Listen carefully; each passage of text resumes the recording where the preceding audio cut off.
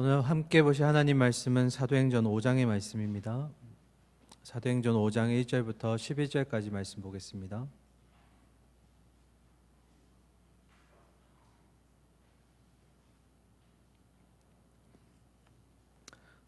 신약성경 192면에 있는 사도행전 5장 1절부터 11절까지의 말씀 보겠습니다. 교독하도록 하겠습니다. 1절입니다. 아나니아라 하는 사람이 그의 아내 삽비라와 더불어 소유를 팔아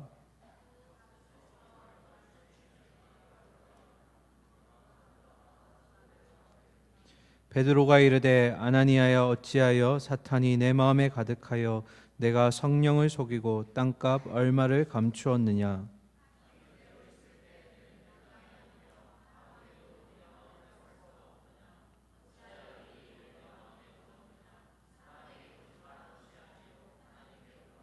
아나니아가 이 말을 듣고 엎드려져 혼이 떠나니 이 일을 듣는 사람이 다 크게 두려워하더라. 3시간쯤 지나 그의 아내가 그 일어난 일을 알지 못하고 들어오니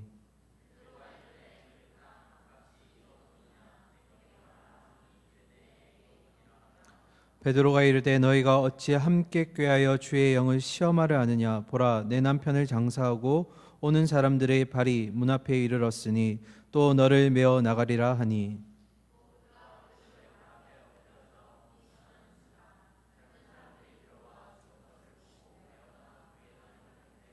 11절입니다. 온 교회와 이 일을 듣는 사람들이 다 크게 두려워하니라. 아멘. 할렐루야. 한 주 잘 보내셨습니까? 네. 찬양할 때 조금 일찍 올라와서 앉았더니 지금 왼쪽 귀가 멍멍해요. 네, 조금 잘 안 들리는 것 같아요. 조금 힘이 넘치는 것 같아. 좀. 오늘 두 번째 사도행전의 말씀입니다. 지난주 말씀을 잠깐 복습하고 우리 이번 주 말씀을 함께 보도록 할 텐데요. 누가복음과 사도행전의 저자는 누가라고 말씀드렸고요. 그리고 누가는 12제자와는 특별한 관련이 없지만 이 초대교회에서 굉장히 중요한 인물이라고 말씀을 드린 적이 있습니다. 네, 밑에 보지 말고 앞에 보세요. 네, 아직 쓸 거 없어요. 네, 복습하니까. 그런 가운데 누가가 굉장히 치밀하고 그리고 많은 정보를 가지고 쉽게 쓴 이유는 바로 이 성경을, 이 누가복음과 사도행전을 받는 사람들이 이방인들이었기 때문이에요. 참 어려운 내용들을 쉽게 그리고 이해할 수 있도록, 복음을 친근하게 받아들일 수 있도록 많은 정보와 함께 쉽게 설명해서 이들이 복음을 이해할 수 있도록 하기 위해 사도행전과 누가복음이 기록되었다. 그래서 사도행전은 신약시대 때 지금도 그렇지만 굉장히 중요합니다. 초대교회의 역사서라고 불려요. 사도행전을 통해서 우리가 바울의 서신들 그리고 뒤에 다른 서신들까지 연결해서 볼 수가 있기 때문이죠. 자, 그런 가운데 우리 지난주에 안진뱅이의 모습을 한번 보았습니다. 잠깐 복습해 볼까요? 헤롯 왕이 자신의 어떤 그런 혼혈 컴플렉스를 해결하기 위해서 많은 정책을 펼쳤는데 그 중에 하나가 바로 성전에 있는 이 문을 황금으로 덮어버렸다라는 거예요. 그러면 이 문을 지나치는 유대인들이 늘 기도하러 가는 가운데 황금으로 뒤덮여 있는 문을 보면서 어떤 생각을 가졌을까? 아, 우리가 하나님께 택함 받은 백성이다. 이것이 조금 더 나아가서 선민의식이라는, 다른 사람들은 하나님께 택함 받지 못했다라는 어떤 그런 우월감과 자만함으로 표현되기 시작합니다. 그래서 이 문을 지나치는 사람들은 단순히 그냥 입던 옷이 아니라 자기에게 가장 화려한 옷, 그리고 누가 봐도 어떤 치장했던 모습들을 보여주었다라는 거죠. 이 문을 지나치는 그런 허영심과 교만함을 이용했던 또 한 사람이 있었으니 그가 바로 안진뱅이였어요. 날 때부터 일어나지 못했던 그 안진뱅이는 사실 진짜로 필요했던 것은 돈이나 물질, 우리가 지금 말하는 펠트 니드, 현재의 필요가 아니라 진짜 치유와 그리고 일어설 수 있는 어떤 구원의 그런 리얼 니드가 필요했다라는 겁니다. 늘 정해진 시간을 따라 그 기도하러 가기 위해 성전을 올라갔던 베드로와 요한이 오늘 그 문 앞에서 그 안진뱅이를 지나치지 못했고 주목했던 이유는 바로 사도행전 2장에서 일어났던 오순절의 강림 사건이었습니다. 성령의 은혜의 충만함을 입고 나니 그 지나치던 영혼이 지나칠 수 없게 만들었다라는 거죠. 이 영혼은 겉으로 볼 때는 안진뱅이로밖에 보이지 않았지만 사실은 그의 영혼도 진짜 회복이 필요하고 진짜 구원이 필요했던 그런 영혼이라는 거예요. 그래서 지나치지 못하고 여전히 물질을 요구했던 그에게 베드로가 말하기를 은과 금은 내게 없지만 예수 그리스도의 이름으로 너는 일으킴을 받을 것이라는 진짜 필요를 그에게 전달하게 됩니다. 그리고 마지막 일어나게 되고 처음으로 미문이라는 곳에서 성전으로 평생에 한번 이제 시작하는 그 길에 그가 뛰며 춤추며 하나님을 찬양했더라. 이것은 결국 우리의 예배 가운데 그런 회복을 경험하고 예수 그리스도의 이름을 소유한 자가 얻어야 될, 보여줘야 될 어떤 그런 모습이 우리에게 있어야 된다. 우리의 참 예배의 모습은 어떤가 하고 지난주에 그런 우리의 예배자의 모습을 뒤돌아보는 시간을 가졌습니다. 오늘도 동일합니다. 우리의 예배의 모습을 하나님이 진짜 기쁘게 받으실 수 있을까? 아까 찬양의 가사를 보니까 우리의 인생이 뭐가 같다고요? 오늘 피었다가 지는 꽃과 같더라. 세상은 우리의 이름을 기억하지 않으려고 하고 무언가 잘못한 게 있으면 꼬투리 잡으려고 그러고 우리를 눕히려고 하고 안진뱅이처럼 만들려고 하지만 그러나 하나님은 지금도 우리의 이름을 기억하시고 한 사람 한 사람을 구원하시기 위해 믿음 주시기 위해서 그리고 이끌어 가시기 위해서 최선을 다하고 계신다. 우리 오늘 최고의 예배를 드리기를 소망합니다. 최선의 것과 최고의 것을 하나님께 올려드리고 영과 진리로 예배하기를 소망합니다. 이러고 마치면 좋을 텐데 그죠? 벌써 졸리는 사람이 있어요. 자, 옆 사람 보면서 깨어 있읍시다. 자, 한마디 하면서 깨어 있읍시다. 제발, 제발 이 시간이 힘든 거 알아요. 저도 힘들어요. 힘들지만 우리 예배를 사모하는 마음으로 일주일을 버틸 수 있는 힘을 여기서 얻어가야 됩니다. 아시겠죠? 네. 그러면 오늘 우리가 말씀으로 함께 들어가 보도록 하겠습니다. 자, 본문에 들어가기 전에 우리가 먼저 살펴봐야 될 게 있어요. 안진뱅이 사건을 우리가 보았는데 그 이후에 안진뱅이 사건 이후에 어떤 일들이 일어났을까? 결과들을 한번 봅시다. 먼저 우리 함께 볼 것은 사도행전 4장 4절의 말씀입니다. 화면 보면서 같이 읽을까요? 시작. 말씀을 들은 사람 중에 믿는 자가 많으니 남자의 수가 약 5천이나 되었더라. 아멘. 자, 성경에서는 계수를 할 때 성인 20세 이상의 성인 남성을 기준으로 세기만 합니다.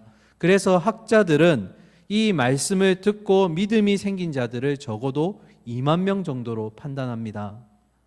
그런데 우리가 조금 더 나아가서 생각해 볼 것은 성경에서는요, 어떠한 이적이나 기사나 표적이 일어났을 때 단순히 거기서 그치지 않고 그 다음에 바로 말씀이 이어집니다.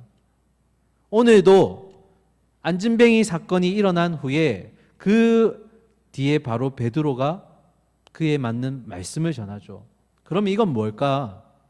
단순히 이 기적이 그냥 일어난 것이 아니라는 거예요. 우연히 일어난 것이 아니라는 거예요. 그래서 우리는 그것을 기적이라 부르지 않고 이적이라고 부르는 겁니다. 어떠한 메시지가 있고 뜻이 있기 때문에 하나님께서 그냥 기적을 보여주시는 것이 아니라 그 뒤에 뭐가 따라 붙는다고요? 말씀이 따라 붙는다고요. 그럼 베드로의 말씀을 듣고 난 이후에 믿는 자의 수가 얼마라고요? 2만 명 가까이 되었다라는 거예요. 그러면 여기서 우리가 한번 생각해 볼 게 있어요. 그게 뭐냐면 이렇게 안진뱅이 사건이 일어났고 또 그 이전에 오순절 강림 사건이 일어났고 성령의 충만한 역사가 지금 긍정적인 모습들로 흘러가고 있어요. 그러면 나머지 사람들도 그런 긍정적인 반응이 일어나야 되지 않을까? 어떤 좋은 모습들이 지금 계속해서 이어져 가고 있잖아요. 그러면 결과도 믿는 자의 수가 점점 더 늘어나고 나머지 사람들도 하나님을 믿는 자들로 바뀌어야 되는 게 우리가 생각했을 때는 상식적으로 맞지 않을까요? 그런데 성경에는 이런 긍정적인 모습만 나오는 것이 아니라 부정적인 모습도 나와요. 우리 화면 보면서 4장 1절과 2절 말씀 같이 읽겠습니다. 시작. 사도들이 백성에게 말할 때에 제사장들과 성전 맡은 자와 사두개인들이 이르러 예수 안에 죽은 자의 부활이 있다고 백성을 가르치고 전함을 뭐 했다고요? 싫어하더라. 여기서 말하는 싫어하다는 것은 단순한 감정을 얘기하는 게 아니에요. 이건 영적인 진리에 대한 거부를 얘기하는 겁니다. 다시요. 지금 기적이 일어났고 어떤 그런 가운데 말씀이 전해졌고 믿는 자들의 수가 점점 늘어나고 그런 긍정적인 흐름들이 이어져 가는 가운데 이 또 다른 무리에게서 그런 복음의 진리에 대한 거부감을 지금 나타내고 있다라는 거예요. 그럼 이들은 뭘까? 이들은 특별한 이유가 없어요. 그들 속에 복음의 진리가 들어가지 못하니까 그 진리를 어떻게 하는 거예요? 거부하는 거예요. 막아내는 거예요. 그냥 단순히 미워하는 감정이 아니라는 거죠. 그런데 예수님이 이 땅에 오셨을 때 이 부분에 대해서 미리 이것을 얘기해 주셨어요. 우리 요한복음 15장의 말씀을 잠깐 화면 보면서 읽겠습니다. 시작. 세상이 너희를 미워하면 너희보다 먼저 나를 미워한 줄을 알라. 너희가 세상에 속하였으면 세상이 자기의 것을 사랑할 것이나 너희는 세상에 속한 자가 아니요 도리어 내가 너희를 세상에서 택하였기 때문에 세상이 너희를 미워하노라. 너희가 세상으로부터 미움받는 것은 너희를 미워하는 게 아니라 나아가 누구를 미워하는 거라고요? 예수님을 미워한다는 거예요. 진리를 전하는 것에 대한 반감이 생기는 거예요. 그들 속에 영적인 진리가 거부되니까, 들어가지 못하니까 어떻게 해요?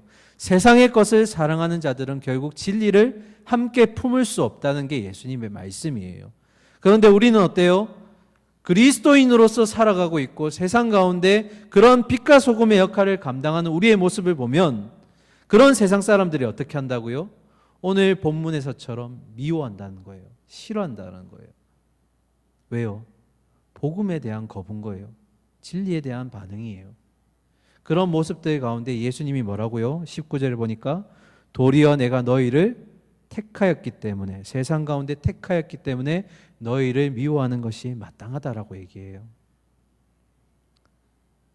이들은 복음에 대한 어떤 거부감을 지금 가지고 있는 겁니다. 나아가서 왜 사두개인들은 결국 예수님도 싫어하고 예수님을 따르는 자들도 싫어할까? 예수님은 한 번도 그들의 기득권에 대해서 거부감을 나타내셨거나 어떤 그런 모습들을 띠지 않으셨어요. 예수님이 이 땅에 오셔서 오직 하셨던 건 그냥 진리를 전하셨고 힘들고 어려운 자들을 치유하시고 격려하셨어요. 그런데 뭐예요? 스스로가 자신의 기득권을 예수님에게 뺏길 것 같으니까, 위협당하니까, 그런 모든 핫 이슈가 예수님에게로 넘어가 버릴 것 같으니까 어떻게 해요? 자기 편이 되지 않는 예수님을 무너뜨리려고 하죠. 그리고 그의 발자취를 따라가는 그의 추종자들도, 이 사도들도 어떻게 해요? 같이 짓누르려고 그래요. 밟으려고 그러죠. 그러면 뭘 얘기하고 싶은 거냐면 성령이 충만하다고 얘기했고 어떤 우리 설교자들은 그런 얘기를 하더라고요.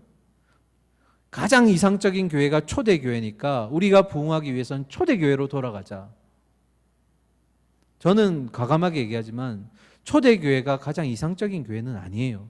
만약에 그 교회가 이상적인 교회였다면 지금도 그런 교회들이 나타나야 돼요. 더 나아가서 얘기하면 성령이 충만했다고 여겨지고 가장 이상적인 모습이라고 그려졌던 이 초대교회 시절에도 외부적이고 내부적인 문제들이 있었다라는 거예요.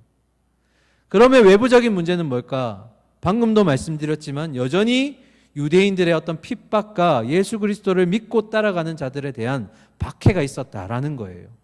그리고 또 한 가지 내부적인 문제도 있었다라는 거예요. 성령의 충만한 역사가 있었던 그 교회 안에서도 문제들이 있었다라는 거예요. 그럼 어떤 문제일까? 그 얘기가 오늘 바로 아나니아와 삽비라 이야기입니다. 오늘 그 본문 속으로 한번 가보겠습니다. 자, 본문 1절입니다. 함께 읽도록 하겠습니다. 아나니아라는 사람이 그의 아내 삽비라와 더불어 소유를 팔아. 남편인 아나니아의 이름은 참 멋져요. 하나님이 은혜로우시다 이런 뜻을 가지고 있고요. 아내인 삽비라의 이름의 뜻은 보석이란 뜻이 있어요. 그걸 좀 의역하면 아름답다라는 이름을 뜻을 가지고 있어요. 우리 여기에 교회 좀 오래 다니신 분들 그리고 좀 어렸을 때부터 다니신 분들은 이 사도행전 5장의 내용을 기억하실 겁니다. 간단하게 한 문장으로 얘기하면 이래요. 한 부부가 헌금을 교회 앞에 바치는데 일부를 감추고 헌금을 내서 어떻게 되었어요? 죽임을 당하게 돼요. 그러면 이런 결론으로 맺을 때가 참 많아요. 헌금 생활 잘해야겠네. 착하게 살아야겠네. 헌금 숨기면 안 된다. 나쁘게 살면 벌 받는다. 착하게 살면 칭찬받고 복 받는다. 얼마 전에 제가 인터넷으로 이런 문구를 본 적이 있어요. 오늘 셀 나눔할 때도 보실 건데 어떤 문구였냐면 예수 그리스도는 훌륭하지만 그리스도인은 싫다. 이게 세상 사람들이 말하는 거예요. 다시요. 예수 그리스도라는 분은 훌륭한 분이지만 그리스도인들은 나는 싫다. 그 말은 뭐냐면 내가 예수라는 분은 믿지 않지만 그분이 이 땅에서 보여주신 말씀과 보여주신 그런 섬김의 모습들은 훌륭하다라는 거예요. 그런데 그분의 발자취를 따라가야 되는 그리스도인들이 그 역할을 제대로 해내지 못하고 세상 가운데 오히려 그런 세상과 닮은 모습들로 타협하고 과정을 생략하고 그런 세상과 똑같은 모습들을 보이거나 아니면 더 심한 모습들로 세상 가운데 나타나니까 그리스도인은 싫다라는 거예요. 자기들 종교 생활만 집중하고 헌신하지 않고 섬기지 않는다라는 거예요. 여러분은 지금 저와 함께 그리스도인으로 살아가고 있습니다. 여러분의 모습과 저의 모습 속에서 누가 비춰지는 거예요? 예수님이 비춰지는 거예요. 세상 사람들이 이미 우리에게 많이 실망했어요. 왜 그럴까요? 지난 한 해 동안 우리 열심히 예수님의 발자취를 따라갔고요. 이제 올해부터는 그 발자취를 쫓아가는 사도들의 모습을 보며 그 발자취를 함께 하려고 해요. 세상 가운데 우리의 모습은 어떤가? 어떻게 비춰지고 있는가? 그러면서 이런 얘기를 합니다. 복음에 있어서 지금 한국 교회에서 가장 큰 문제가 뭐냐면 아까도 말씀드렸지만 복음을 그리고 설교를 윤리적인 것으로 멈춘다라는 거예요. 본문이 달라요. 내용이 다릅니다. 그런데 여기 다음 세대 교사들이 많은 걸로 아는데 항상 결론에 뭐가 이러냐면 그러니까 예배 잘 드려야 돼. 착하게 살아야 돼. 거짓말하면 안 돼. 이렇게 단순화시킨다라는 거예요. 다른 설교자들을 욕하는 거 아닙니다. 모든 복음서에는 항상 각각의 메시지들이 있어요. 근데 그것을 윤리적으로 그냥 착하게 살아야 돼, 나쁘게 살아야 돼, 너는 좋은 학생이 되어야 돼 이렇게 하고 멈춰버리면 그 복음이 주는 메시지가 거기서 멈춰버린다라는 거예요. 여기에는 훨씬 더 깊고 중요한 우리에게 피가 되고 살이 되는 영적인 진리가 들어가 있어요. 그런데 그것을 헌금 생활 잘해야 돼, 중요하죠. 하지만 그거보다 훨씬 높은 차원의 내용들이 있다라는 거예요. 그래서 오늘 그것을 우리가 한번 살펴보겠습니다. 이렇게 끝나면 안 된다라는 거예요. 본문의 가치는 훨씬 뛰어난 게 있다라는 겁니다. 자, 말씀 보도록 하겠습니다. 2절부터 4절까지 함께 보죠. 그 값에서 얼마를 감춤에 그 아내도 알더라. 얼마만 가져다가 사도들의 발 앞에 두니 베드로가 이르되 아나니아여 어찌하여 사탄이 내 마음에 가득하여 내가 성령을 속이고 땅값 얼마를 감추었느냐. 땅이 그대로 있을 때에는 내 땅이 아니며 판후에도 내 마음대로 할 수가 없더냐. 어찌하여 이 일을 내 마음에 두었느냐. 사람에게 거짓말한 것이 아니요 하나님께로다. 아멘. 자, 앞에 보시고 제가 질문 하나 할게요. 답도 제가 하겠지만 그래도 답 한번 해보세요. 자, 아나니아와 삽비라가 헌금을 자발적으로 했어요? 강제적으로 했어요? 본문을 잘 보시고 이 부부가 헌금을 자발적으로 한 거예요? 강제적으로 한 거예요?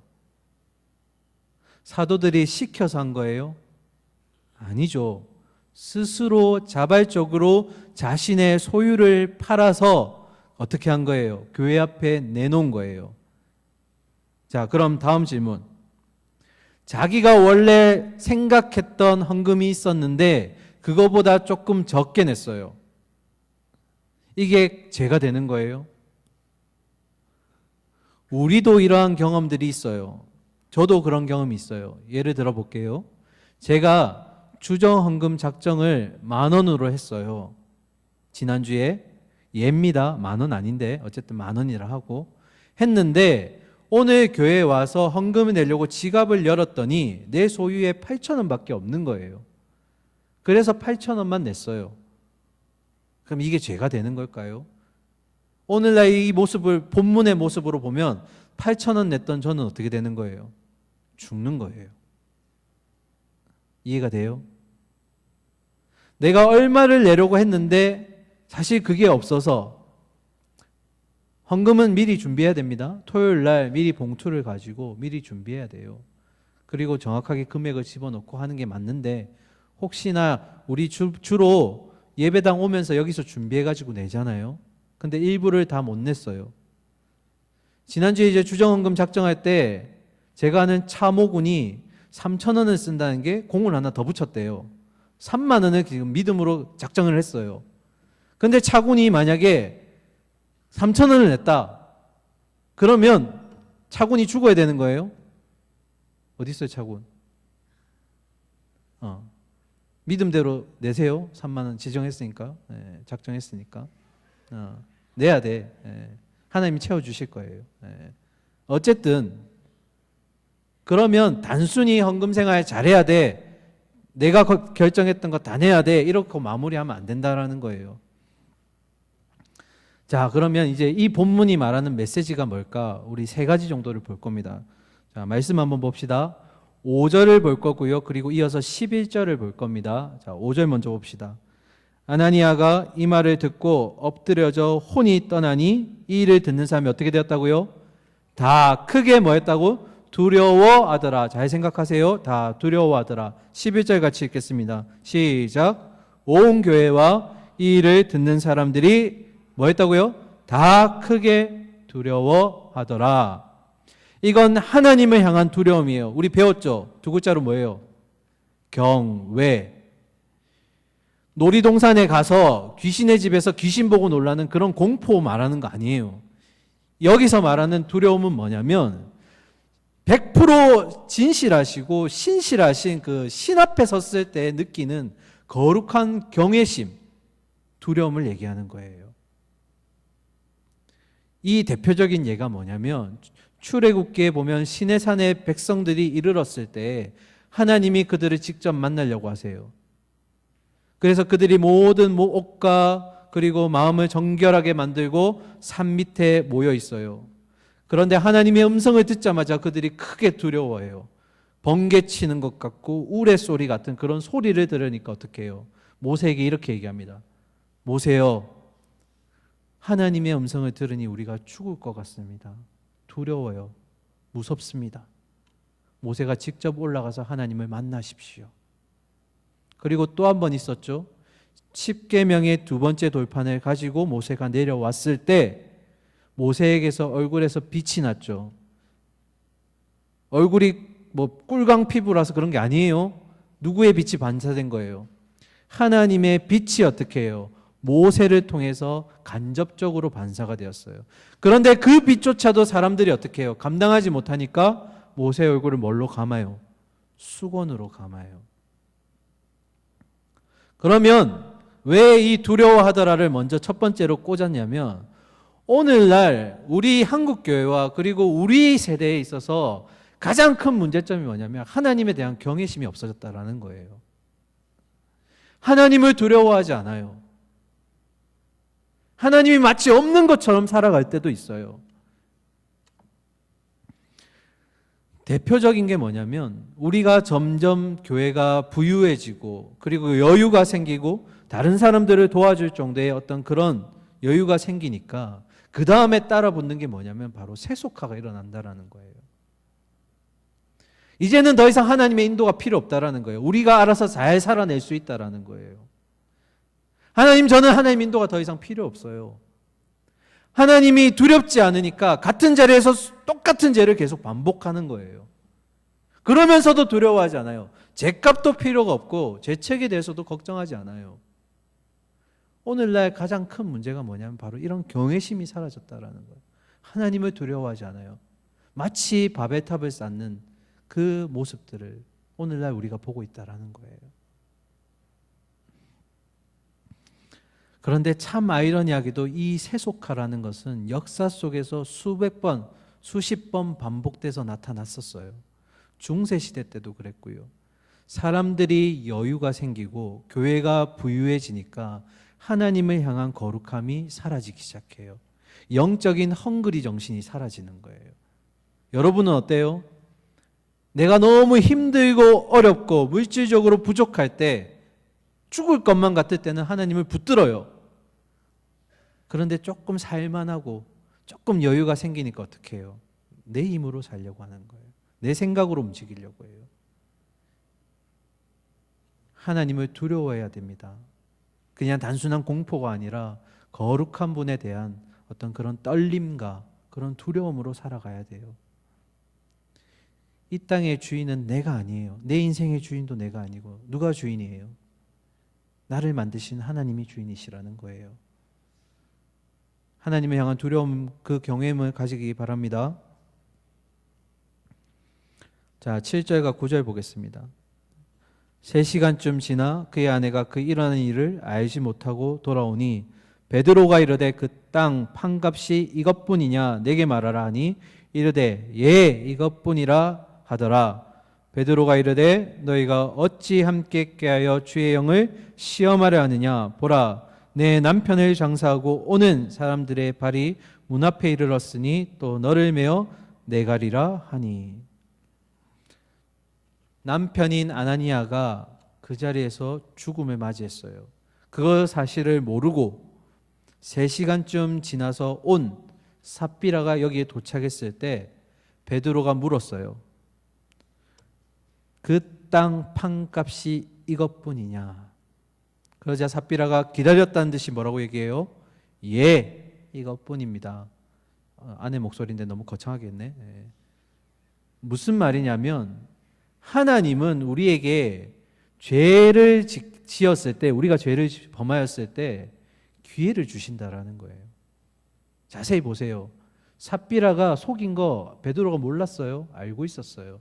그럼에도 삽비라에게 다시 한번 기회를 줬어요. 너네 부부가 이렇게 속인 게 맞냐? 다 낸 거 맞냐? 이렇게 물었을 때 삽비라는 아쉽게도 그 기회를 놓쳤어요. 여러분이 죄를 범하였을 때 하나님은 분명히 여러분에게 사인을 주실 거예요. 너 그거 방금 죄 지은 거야. 회개해. 돌아와. 근데 그 사인을 놓치면 어떻게 되는 거예요? 그 죄값이 이어 붙는다라는 거예요.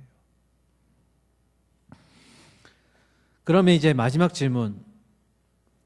왜 아나니아와 삽비라는 처음 드리려고 했던 이 헌금을 온전하게 다 드리지 않고 조금 빼돌렸을까?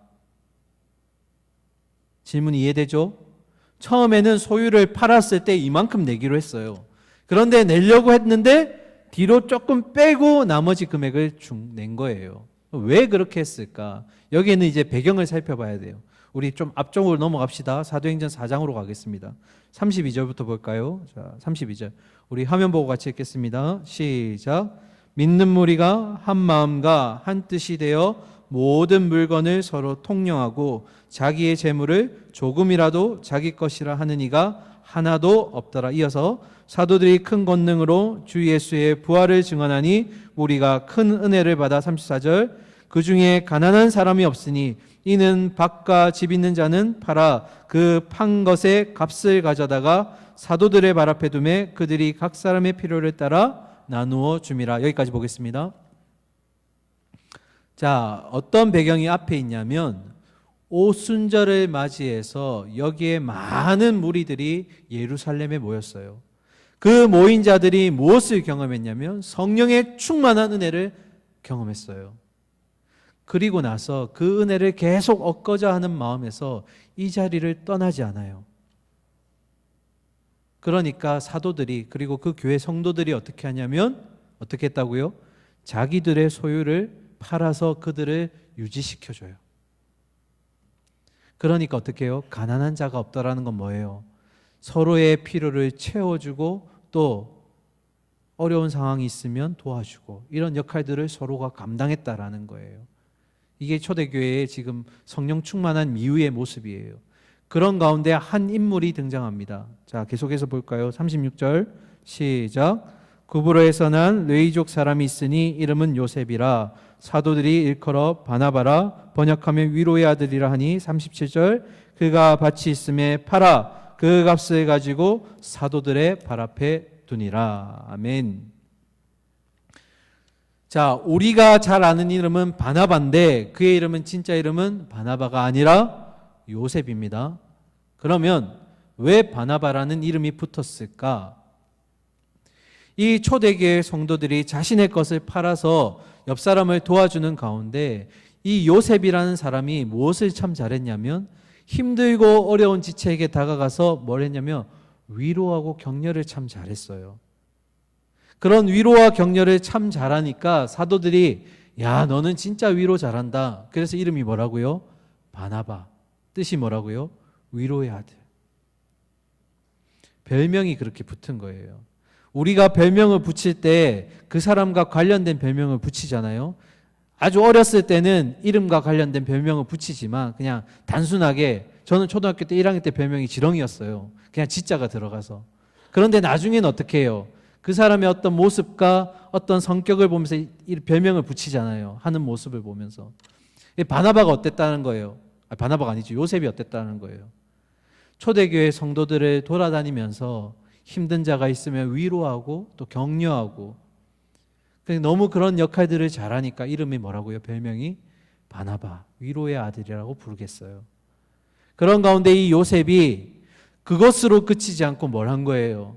37절에 자신의 밭에 있는 소유를 팔아서 어떻게 했다고요? 그것을 내놓은 거예요. 이것을 가난한 자들에게, 어려운 자들에게 도와주십시오. 자발적으로 자신의 것을 사도들 발 앞에 내놓은 거예요. 그런데 이것을 목격한 부부가 있어요. 누구요? 아나니아와 삽비라. 그 이제 집에 저녁에 들어가서 서로 회의를 하는 거예요. 여보, 아까 요셉을 보니까 헌금을 내고 주변 사람들이 야, 역시 요셉이다. 역시 위로자다. 저 자신의 것을 내놓고 그렇게 칭찬받고 영광 받는 모습을 보니까 우리도 좀 칭찬을 받아봤으면 좋겠다. 이제 그렇게 흘러가는 거예요. 이해가 되죠? 그러니까 요셉의 그런 어떤 순종하는 모습을 보면서 주변 사람들이 그를 칭찬하고 그를 영광스럽게 대하고 하는 모습을 보니까 이 아나니아와 삽비라 마음속에도 뭐가 생긴 거예요? 칭찬받고 싶은 거예요. 사람들로부터 영광받고 싶은 거예요. 그래서 어떻게 해요? 요셉과 똑같이 자기의 소유를 팔아요. 그리고 가지고 와서 딱 보니까 이 단어가 적절할 것 같네요. 견물생심. 뭐예요? 내 물건을 보니까 그때 탐심이 생긴 거예요. 이걸 다 드리려고 하니까 아까운 거예요. 그래서 어떻게 해요? 일부를 빼돌리고 나머지로 내요. 무슨 말이냐면 이 헌금을 내는 가정 속에서 아나니아와 삽비라에게 부정적인 불순한 의도가 있었다라는 거예요.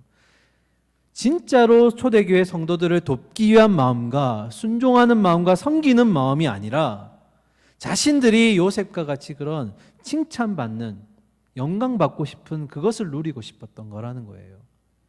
그러니까 다 이어서 뭐가 없어지는 거예요? 하나님에 대한 경외가 사라진 거예요. 숨겨도 괜찮다. 왜요? 내 거니까. 그러한 불순한 의도에서 나가니까 어떻게 해요?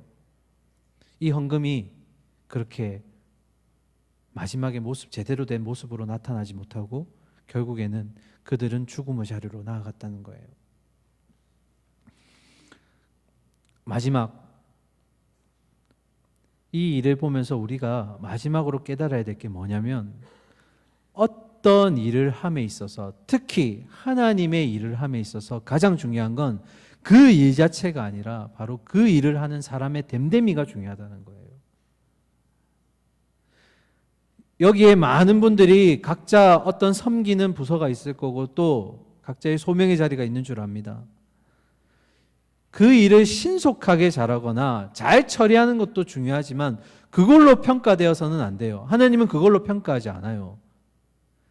그 일을 함에 있어서 그 사람의 됨됨이가, 그 사람의 마음가짐이 하나님 앞에 정직하고, 그리고 하나님이 세워주신 자리이므로 내가 드러나는 것이 아니라 누가 드러나는 거예요. 그 속에서 예수 그리스도의 모습이 드러나기를 원한다라는 거예요.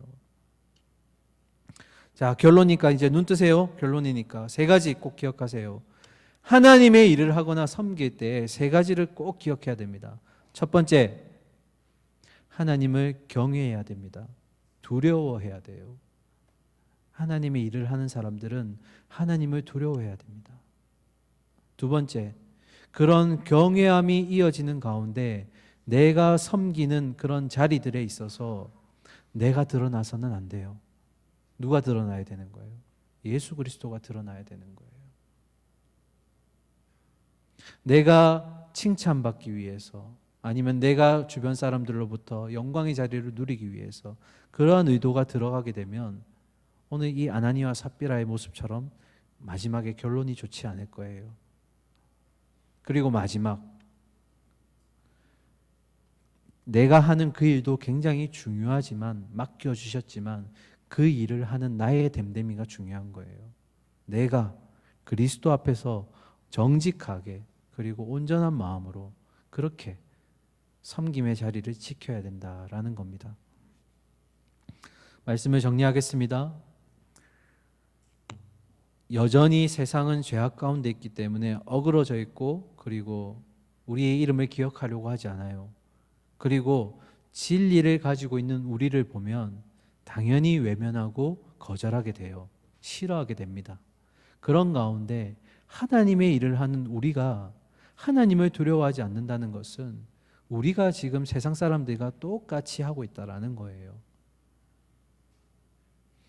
하나님을 두려워하시고 그 가운데 우리 안에 있는 그런 모습들이 정말 하나님 앞에 바로 서 있는지, 그리고 하나님의 일을 한다고 하는 우리가 정말 정직하게 그리고 순수하게 하나님을 드러내기 위해서, 그리스도의 모습을 드러내기 위해서 그렇게 일을 하고 있고 생활하고 있는지 우리의 모습을 다시 되돌아보면 우리가 되었으면 좋겠습니다. 그래서 우리의 삶이 내가 드러나는 것이 아니라 그리스도의 영광만이 드러나는 삶이 되기를 소망합니다. 그래서 한 주간도 또 각자의 자리로 돌아가실 텐데, 이제 내가 드러나는 것이 아니라 그 가운데 예수 그리스도의 향기가 전파되고, 또 비록 내가 조금 손해보고 조금 피해를 입을지라도, 아니면 내가 그리스도인이라는 그 이유 하나 때문에 세상 사람들이 나를 박해하고 미워하고 싫어할지라도 그것이 맞다.